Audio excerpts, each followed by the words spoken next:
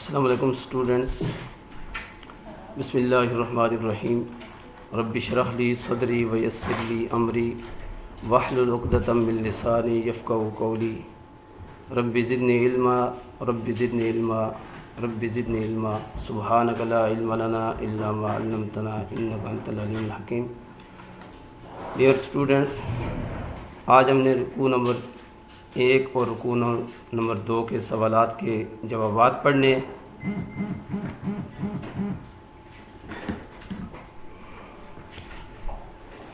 سورہ انفال کے رکوع نمبر 1 میں پہلا سوال جو ہے، اللہ تعالیٰ نے سورہ انفال میں مومنوں کی کون سی صفات بیان کی؟ تو اللہ تعالیٰ نے سورہ انفال کی ابتدائی آیات میں مومنوں کی 5 صفات کو بیان کیا. مومنوں کی پہلی صرف خشیت الہی. مومن وہ ہیں کہ جب اللہ تعالیٰ کا ان کے سامنے ذکر کیا جاتا ہے، وہ اللہ تعالیٰ کی عظمت اور جلال کا تصور کرتے ہیں تو ان کے دل کانپ اٹھتے ہیں. دوسرے نمبر پہ اللہ تعالیٰ نے دوسری صفت بیان کی، ایمان و یقین میں اضافہ. مومن وہ ہیں کہ اللہ کی آیات کی تلاوت سن کر ان کے دلوں میں ان کے ایمان میں اور اضافہ ہو جاتا ہے، ان کا ایمان اور بڑھ جاتا ہے، یعنی اللہ کی آیات سن کر ان کے ایمان میں اضافہ ہو جاتا ہے. تیسرا توکل علی اللہ. مومن وہ ہوتے ہیں کہ جو ہر حالت میں اپنے پروردگار پر بھروسہ کرتے ہیں. سخت سے سخت مشکلات کی صورت میں بھی وہ کبھی مایوس نہیں ہوتے. چوتھے نمبر پہ اقامت صلاۃ. قرآن کریم نے ایمان والوں کی ایک علامت یہ بھی بیان کی کہ وہ ہمیشہ پابندی سے نماز پڑھتے ہیں، اس معاملے میں کبھی کوتاہی نہیں کرتے. پانچویں نمبر پہ انفاق فی سبیل اللہ. اللہ تعالیٰ کی راہ میں خرچ کرنا. اللہ تعالیٰ نے خرچ کرنے پر بہت زور دیا ہے. سچے مومن اللہ تعالیٰ کی راہ میں دل کھول کر خرچ کرتے ہیں. تو یہ سوال نمبر 1 کے جوابات تھے. 5 صفات بیان کی، اس میں اللہ تعالیٰ نے خشیت الہی، ایمان و یقین میں اضافہ، توکل علی اللہ، اقامت صلاۃ اور انفاق فی سبیل اللہ. دوسرا سوال ہے طائفتین، یعنی 2 گروہوں سے کیا مراد ہے؟ تو اللہ تعالیٰ نے سورہ انفال کی آیت نمبر 7 میں اہل ایمان سے وعدہ کیا کہ 2 گروہوں میں سے ایک گروہ پر ان کا ضرور غلبہ ہو جائے گا. ایک گروہ ابو سفیان کا تجارتی قافلہ اور دوسرا گروہ جو ہے ابو جہل کا جنگی لشکر. یہ رکوع نمبر 1 کا دوسرا سوال تھا جس کا ابھی جواب دیا گیا ہے. اب رکوع نمبر 2 میں کون سے سوالات ہیں؟ سوال نمبر 1 کہ اللہ تعالیٰ نے غزوہ بدر کے حوالے سے کن انعامات کا ذکر کیا؟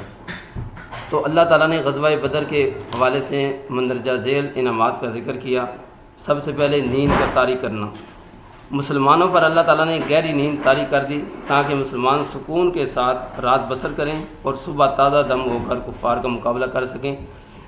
تو اس نیند کی وجہ سے مسلمان تازہ دم ہو گئے، اس لیے اللہ تعالیٰ نے نیند کو بھی انعامات کے طور پہ ذکر کیا.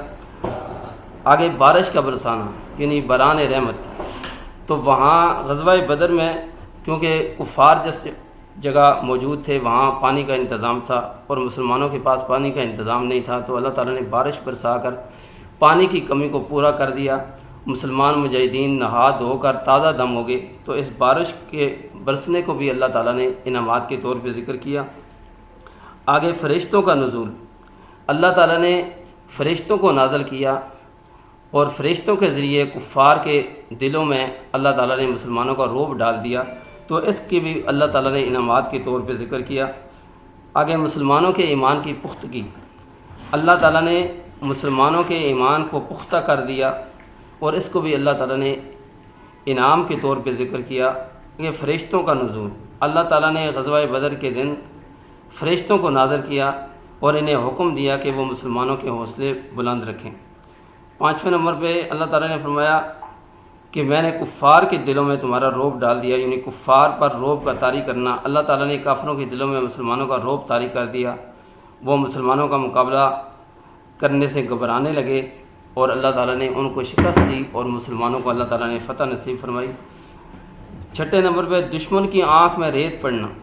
جنگ کے دوران آپ صلی اللہ علیہ وسلم نے مٹھی بھر ریت لے کر کفار کے لشکر کی طرف پھینک دی، جو اللہ کی قدرت کاملہ سے کافروں کی فوج کے ہر سپاہی کی آنکھوں میں پڑی. اس سے کافروں کے لشکر میں بگدڑ مچ گئی. وہ اپنے حواس کھو بیٹھے اور اپنے مقتول ساتھیوں کی لاشیں چھوڑ کر بھاگ گئے. تو اس کو بھی اللہ تعالیٰ نے انعامات کے طور پہ ذکر کیا۔ اب دوسرا سوال ہے کہ کفار کا مقابلہ کرنے کے لیے اہل ایمان کو اللہ تعالیٰ نے کیا تلقین فرمائی۔ اللہ تعالیٰ نے فرمایا یا ایھا الذین آمنوا اذا لقیتم الذین کفروا زحفا فلا تولوهم الادبار، اے ایمان والو جب تمہارا مقابلہ کفار کے لشکر سے ہو جنگ کی صورت میں تو پیٹھ نہ پھیرنا۔ اگلی آیت میں 2 وجہ سے پیٹھ پھیرنے کی اجازت دی گئی۔ متحرفا لقتال، جنگی چال کے طور پہ، آپ جنگی چال کے طور پہ پیٹھ پھیر سکتے ہیں کہ آپ پیٹھ پھیر کے بھاگ رہے ہیں، دشمن یہ سمجھ رہا ہے کہ وہ آپ ڈر گئے ہیں، لیکن جو ہی دشمن آپ کے قریب آئے گا آپ پلٹ کر اس سے حملہ کریں گے، تو یہ جنگی چال ہے، اس کی اجازت ہے۔ دوسرا متحیزا الی فئۃ، آپ اپنے لشکر سے بہت دور نکل گئے ہیں تو دوبارہ اپنے لشکر میں ملنے کے لیے آپ پیٹھ پھیر کر بھاگ سکتے ہیں اپنے لشکر کی طرف۔ ان 2 صورتوں کے علاوہ کوئی بھی میدان جنگ سے پیٹھ پھیرے گا تو وہ گناہ گار ہوگا اور اللہ تعالیٰ کا اس پر غضب ہوگا اور اس کا ٹھکانہ جہنم ہوگا۔ آپ صلی اللہ علیہ وسلم نے میدان جنگ سے پیٹھ پھیرنے سے اللہ تعالیٰ سے پناہ مانگی۔ تیسرا سوال ہے اللہ تعالیٰ نے ان آیات میں کفار کو خطاب کر کے کیا تنبیہ کی۔ میدان بدر میں آنے سے پہلے اس رات ابو جہل نے غلاف کعبہ کو پکڑ کر دعا کی کہ اللہ تعالیٰ جو بھی ہم میں سے جماعت حق پہ ہے اس کو فتح نصیب فرما۔ تو اللہ تعالیٰ نے ان آیات میں کفار کو تنبیہ کی اور ابو جہل کی دعا کا ذکر کیا کہ تم نے فتح مانگی تھی، تمہارے معیار کے مطابق فتح مل چکی ہے جس کو ملنی تھی، تمہارے معیار کے مطابق فیصلہ ہو چکا ہے، اب بھی تم باز آ جاؤ اور یہ تمہارے لیے بہتر ہے۔ اگر باز نہیں آؤ گے، دوبارہ حضور صلی اللہ علیہ وسلم اور اس کے اسلام کے خلاف سازش کرو گے تو آئندہ اسی طرح کا شدید ترین عذاب سے تمہیں دوچار ہونا پڑے گا۔ اسی طرح آپ نے اسٹوڈنٹس سورہ انفال کے آیات کے جو مشکل الفاظ ہیں ان کا بھی آپ نے ترجمہ یعنی لفظی ترجمہ بھی یاد کرنا ہے اور با محاورہ ترجمہ بھی یاد کرنا ہے۔ اللہ تعالی ہم سب کا حامی و ناصر ہو۔ فاللہ خیر حافظہ وهو ارحم الراحمین۔ السلام علیکم ورحمۃ اللہ وبرکاتہ۔